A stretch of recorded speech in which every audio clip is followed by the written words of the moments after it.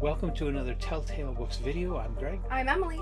and we're continuing our H.P. Lovecraft series here with number 25 in our bibliography of his works, which may or may not be accurate. Just a short story titled The Music of Erich Zann. And It gets weird. Yes. This was published in the National Amateur in March 1922. So take the synopsis away. So there's a young gentleman who's looking for a cheap place to stay because he's a young university man and just trying to not be homeless. And he ends up getting into this weird street that's kind of like a weird, kind of creepy vibe. But he finds a little apartment, probably on I think it was the third or fourth floor. And it's just all the way. Oh, yeah. Yeah, like third or fourth floor. Just tiny little apartment, and up on the fifth floor is a gentleman who plays the weirdest violin music he has ever heard, and he plays it every night. And so he inquires to his landlord about the gentleman. The guy's like, oh, he plays for a symphony at night, he keeps to himself, and he specifically requested the fifth floor because it has this window that he likes. But otherwise he's mute, not deaf, but mute. He doesn't speak. And he's just an odd little man. I don't know much else about him other than he pays his rent on time. And so our narrator decides to make this guy's acquaintance and says, hey, I really like your music. Would you play some for me sometime? And the gentleman seems very excited and affirmative, oh, sure, yeah, I'll play stuff for you. So he plays stuff for this guy, but the music's not the same as what he hears at night. And so he says as much. And the gentleman just kind of gets a little offended and is kind of like, oh, no, no. And he gets kind of angry. And so he writes down on a piece of paper in French, which our poor narrator then has to translate for himself, that he's basically just a private guy and he doesn't like, people knowing about that music. And he's a little embarrassed at it because it is so odd, and he just really wants to keep to himself about it. And pardon my eccentricities, but, an artist's heart and so on. So the guy kind of leaves it alone and just kind of goes back goes on his way. But then the gentleman offers to pay for him to move to a lower floor for a better apartment to keep him from having to hear the music. And so he kind of does that, and he's like, that's just kind of strange, but thanks, I guess. But then he starts kind of sneaking up the stairs and listening to the music from the hallway. And then one night, it just gets so bizarre and so weird, and he thinks he hears the man scream, sort of. And he goes and tries to get in there and see what's happening. And the gentleman's like, oh no, I just scared myself, basically. Via little sheets of paper as they're writing back and forth. And then at one point, they hear something out the window. But the curtain's closed. And the young man's like, what is going on? And the musician, Erich, Zann, starts just playing, feverishly, frantically, really crazy, bizarre stuff. And so our narrator goes and checks the window and sees that basically the cosmos are laid before him. Mm-hmm. And that there's strange noises and sounds coming from it. And it just, pierces him so much and basically destroys his reality that he freaks out. He knocks over a lamp or something, so they have no light now. He's groping through the darkness trying to find his friend who's playing the music furiously. And spoiler alert, touches him and realizes Erich's playing, but he's dead. Freaks out, crawls to the other side of the room, frantically looks for the door, finds the door, slams it, runs downstairs, up the street, never to return again. Mm-hmm. And that's the story of the music of Erich Zann. Which is a whole lot more compelling to read the actual thing, than me just sitting here telling you about it. Lovecraft's descriptions and prose is really, really great. So you definitely want to read it if you've never read it. You need to go and find it and read it for yourself. It's fantastic. This was Lovecraft's second favorite of all of his stories. Okay. Color Out of Space being his most favorite. Understandable. And it's been reprinted many, many, many times. It appeared twice in Weird Tales, even though it wasn't originally in Weird Tales. Mm-hmm. Weird Tales reprinted it in 1925 and again in 1934. The very first book from Arkham House, The Outsider and Others, had the music of Erich Zann in it. And it's in Arkham House's The Dunwich Horror and Others, which I got a couple copies of. And we've got one on our Etsy. Don't we have? Yeah, don't we have we the Dunwich Horror? I know we have Dagon also. Oh no, I don't think we have the Dunwich Horror. I think we have the Dagon. So we have Dagon on our store. Dagon Anyway, and other stories. it's been anthologized a lot. Yeah, it's in everything. It was one of his faves. And it's just a very imaginative story, and kind of brings in that idea of this other world, other dimension that can be opened up. I mean, I don't think this is a Cthulhu mythos story, but it still carries across that idea of this other universe that can be accessed. Right. And in this case, it's accessed through art, through dreams, through art, through imagination. You can open portals to other dimensions through music.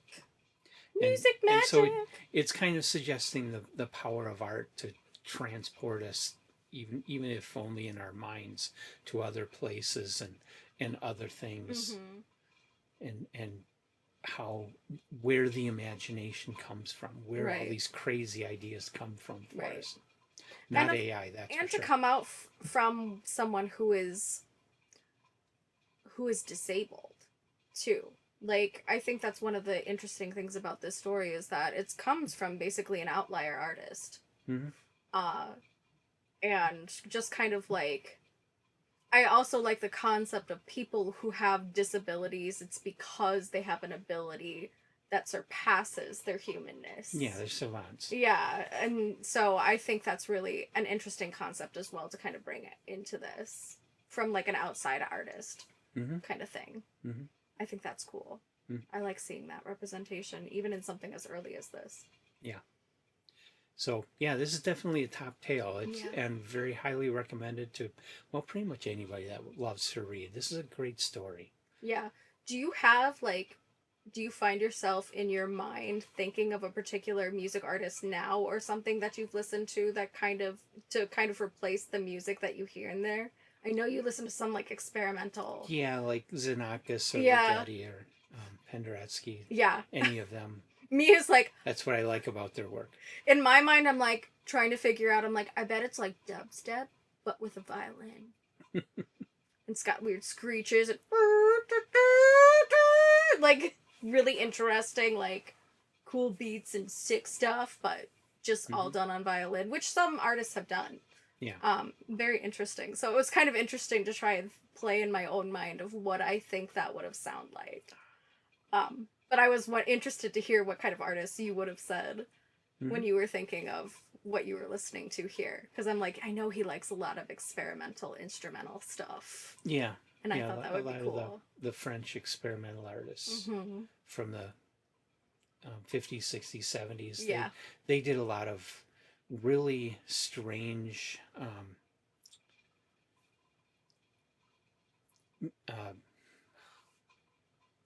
really strange chords, really strange keys, really strange instrumental pairings, and bringing in stuff that you would normally think of as noise, but integrating it into the music.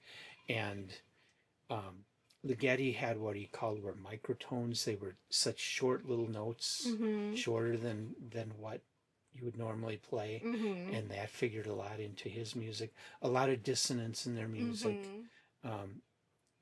That kind of music, definitely. I mean, you usually hear those composers being used in horror films. But that's really, exactly what I was thinking. I'm like... And those composers themselves would probably have been pissed about that. I'm sure. I'm sure. They were trying to get across the less than beautiful aspects of the modern world. Most of them lived Yeah. through World Beautifully War II. grotesque. Yeah. Mm-hmm. Most of them lived through World War II and were Yeah. influenced by that experience Mm-hmm. of the horrors of the world. Yeah.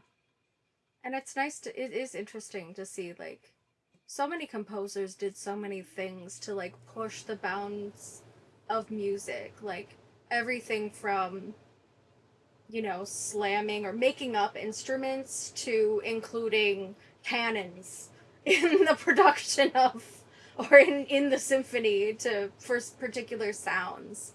Mm-hmm. I think some of my favorites include, there was one that's has solos with a typewriter.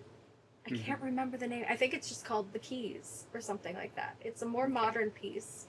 But like just people who go beyond with their music. I Yeah. think that's always very fascinating to me, the way that they try to integrate other things.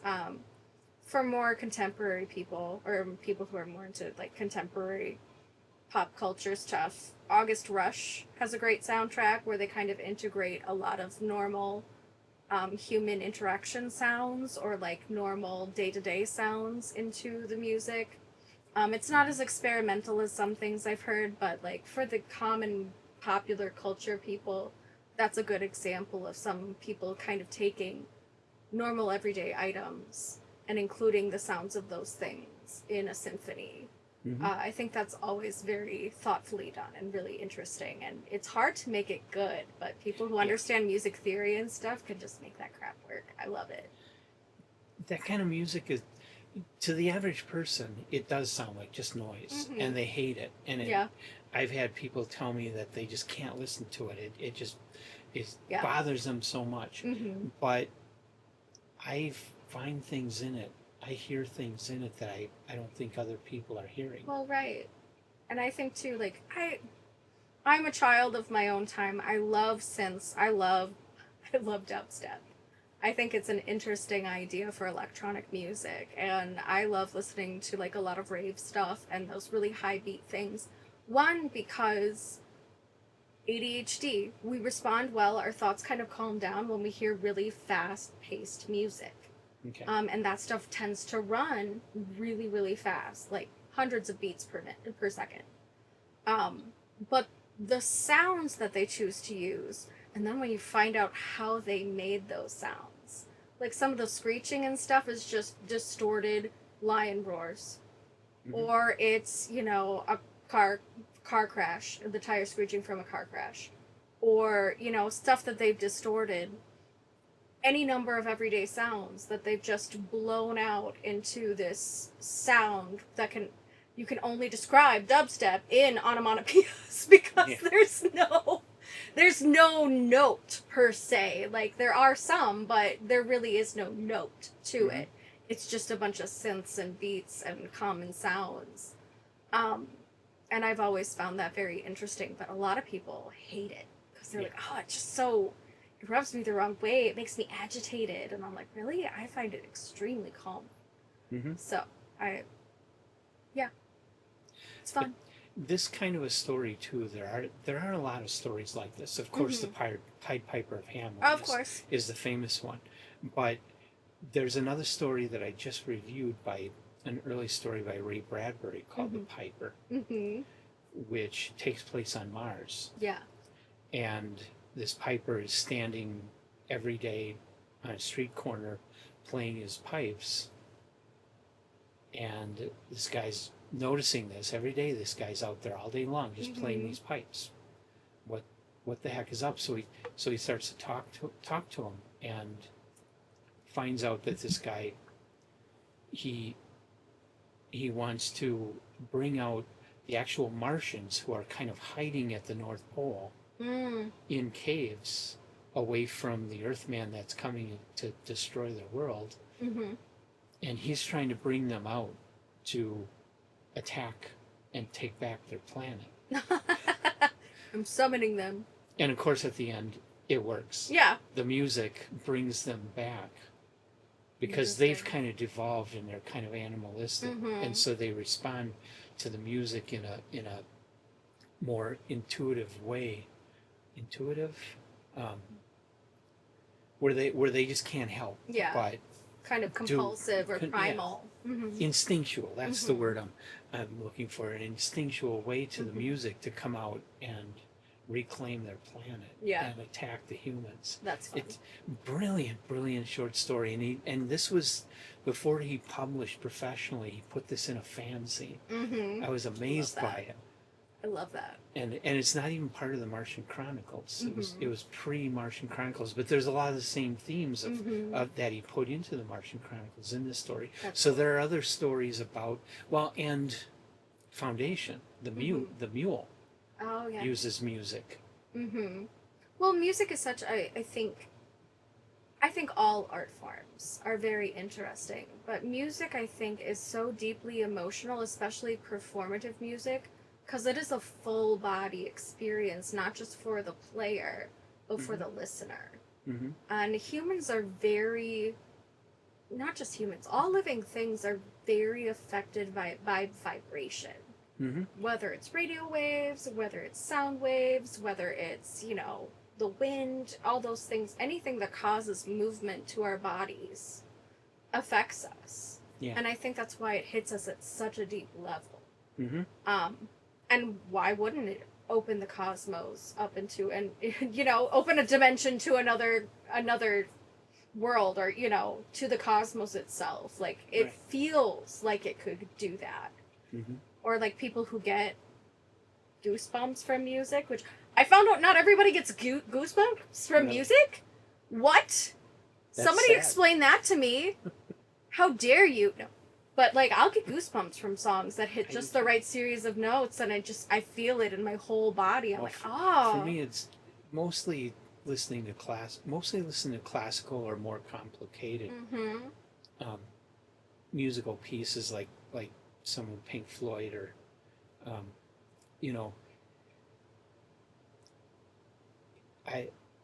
I don't do this so much anymore because I'm so busy. I usually don't just sit down and listen to music. But when I was younger, I always did put headphones on and just close my eyes. That's how I process in between my story readings. It would affect me very strongly. Goosebumps and everything. Sometimes I'm crying. See things and something in just my moves head, me. Always had a very strong effect on me. So it's always been really important to me. Yeah, and that's I think why I like this story so much, is because music does have such an intense power, either on the psyche, the body, any number of things. So it's good stuff. But music is common in literature, and especially in science fiction. There have been other stories, and horror also, where music has been instrumental in the plot of the story. Phantom of the Opera. I mean, there's a lot of stories you can cite and follow that would fall into this category, and the music of Erich Zann is definitely one of the better ones like that. And again, just a short story, but there's absolutely nothing more you could want from it. It's perfect. Yep, just as it is. So yeah, that's all I've got to say. Top tail. Top tail. So thanks for joining us, guys. Tell us what you think of the story. Tell us some music you like that gives you the goosebumps. Tell us why you don't get goosebumps. That's just weird to me. Any number of things that we talked about here. Feel free to comment on it, as long as it's relevant to the video. Yes. We also like music recommendations, because we both love music. But yeah, let us know your thoughts in the comments below. Like and subscribe, and we will see you next time. Bye. Bye.